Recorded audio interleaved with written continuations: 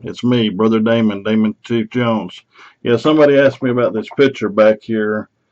That was me in 90 or 91 in Northwest Florida, in the Florida Crook.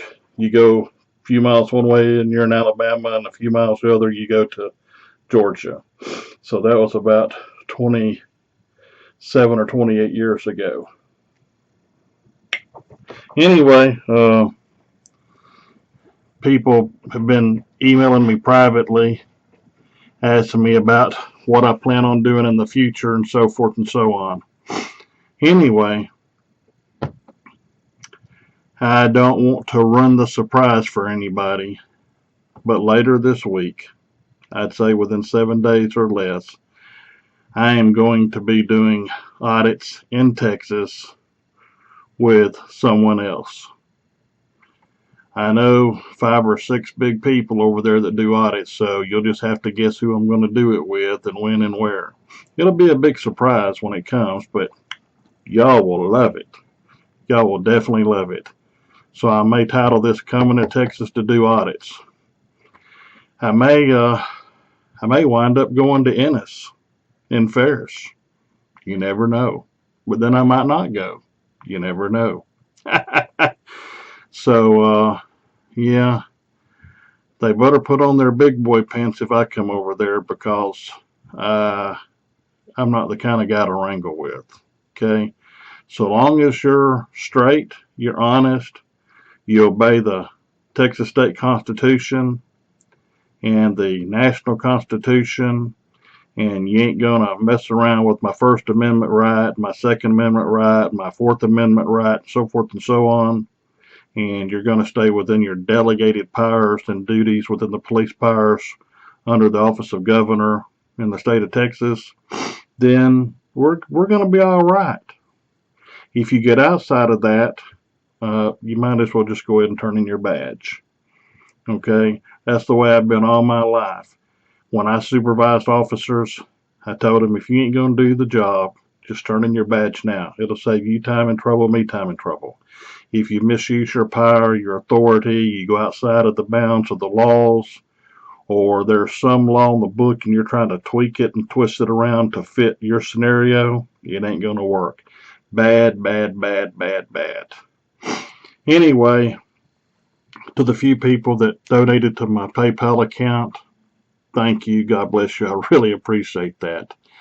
And like I tell y'all, I travel between Texas and Alabama quite a bit. You never know what state I'm going to be in. And sometimes I'm in between. I have to meet with other people in militias and talk to them about strategies and make sure that they're within the legal confines of the Constitution, and make sure that they vet the people out that's coming in. And then I work with people on border security that are private militias, or they're a private militia, but they're acting uh, to protect the interior of the country on the border, but they're doing a lot of things that would be considered security related in camo garb and so forth and so on. And I talk to a lot of these people about what can you do and what should you do in a constitutional manner to protect your land and these other ranchers. What should we do to be compassionate? In other words, because somebody crosses the border, I realize some countries, they shoot them and kill them. Okay?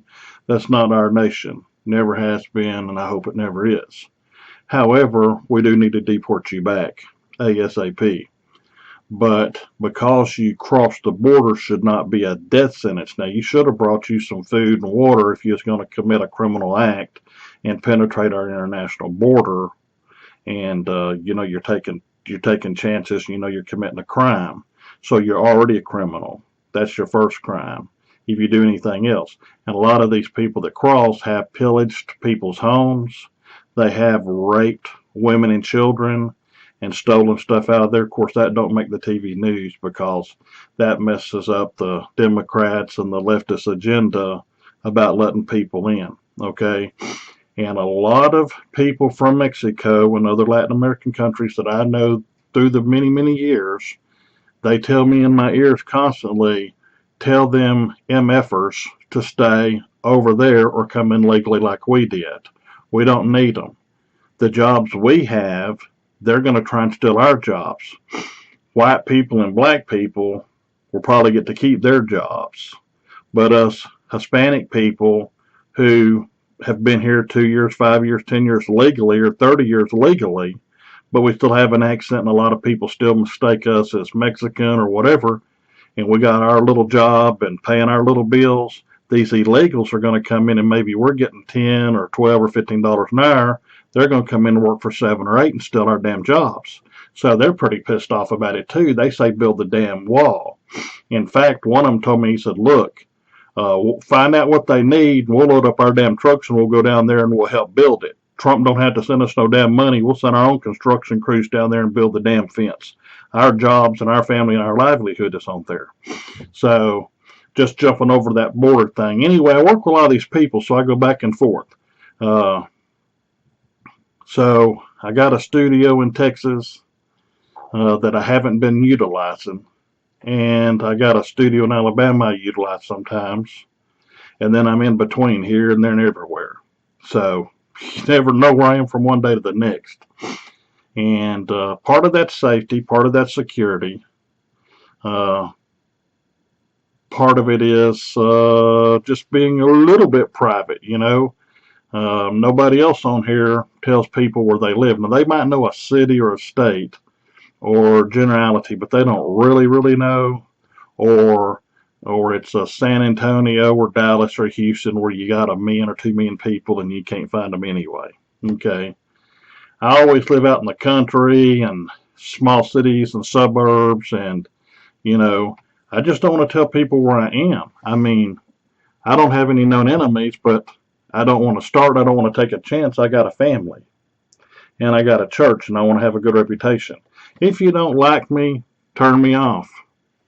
You know, go somewhere else. If you like what I say, tell everybody you know and help build my channel and help keep me on the road. I've got my gas to go from Florida, where I'll be, from Florida over to the Houston and Dallas area. And then I'm going to be around there for 3 or 4 or 5 days, and I got to have meals and rooms and all this stuff anyway. It's going to cost me about $500. So if I have to pay for it out of my pocket, I guess that's what I have to do. But if you can help me on my PayPal to get there and do some audits and bring you some good content and maybe go to Ennis and some other places, help me out. The more money I got, the more I can do, the longer I can stay, the better I can make it. And when it gets closer, I'll reveal a little bit more about it, okay? Thank you. God bless you. And my PayPal is Daymond, Daymond, 4040 at yahoo.com. Daymond4040 at yahoo.com. You know, if you got $5 or $10, $20, 30, whatever you got. If you got 100, more power to you. Thank you. If you got $1, I'll take it. I'm not greedy. I'm just trying to get up my $500 for my trip, so it don't hurt my family, and I ain't taking out of our money to do all this stuff, because the content's for you. I've lived this life. I understand it. I know about it. I'm trying to educate you. So if you help me, the more you help me, the more I can help you. That's kind of how it works, okay? And I'm over at Patreon also. That patreon.com/Daymond, Daymond 4040. If you'd help me there, here, whatever. And I'm going to try and get more content over at Patreon also. I only got like one thing over there, but I'll start putting stuff over there as soon as I get some patrons. I'll start throwing down, and I'll put some special content there. But I'm going to keep coming here too, okay?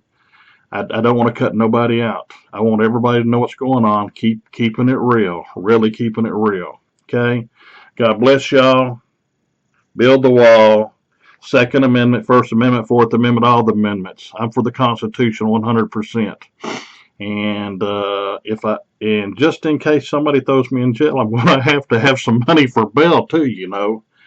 I don't think that'll happen. I think they know I got 40 years in, and I have taught constitutional law for years and years and years and years and years, and I have an impeccable record. Multiple retirements, former Ranger, former U.S. Marshal. I don't think they want to tangle with me, but if you get a rogue cop or some lieutenant or captain or chief of police sergeant wants to make a name for themselves in a small city, they say, well, we'll get this big potato and we'll shut him down, shut his channel down, and shut people up around him. Then they could do that. I'll win in court, like they say, you can't beat the ride to jail.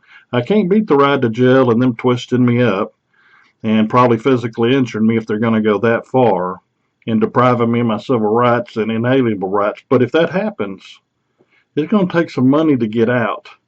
Plus, they're probably going to put a condition on there that I can't leave the state of Texas. And I've got family, friends, and land and other things I got to take care of in Alabama as well as Texas. So that would really screw me up. So I'd have to have a bond, and I'd have to have a bondsman and a judge to go along with. I could go back and forth until I went to trial or I got it dismissed. But I ain't the one to punk around, because I ain't no punk. I ain't never been. I ain't scared. I used to say this, and of course it don't sound good being a Christian, but I used to say I'd walk through hell on Sunday before I'd lie, cheat, steal, or let you have my guns or violate my constitutional God-given rights. That kind of meant I'd go to the extreme. I'm not your atypical Christian. I ain't no doormat. Okay? But thank you and God bless you. And I'll be seeing y'all later this week or first of next week doing some audits, doing the deal. If you can, again, help me on my PayPal. If you can't, hey, you know it and I know it. God knows it, and I'm still here for you too. Bye-bye.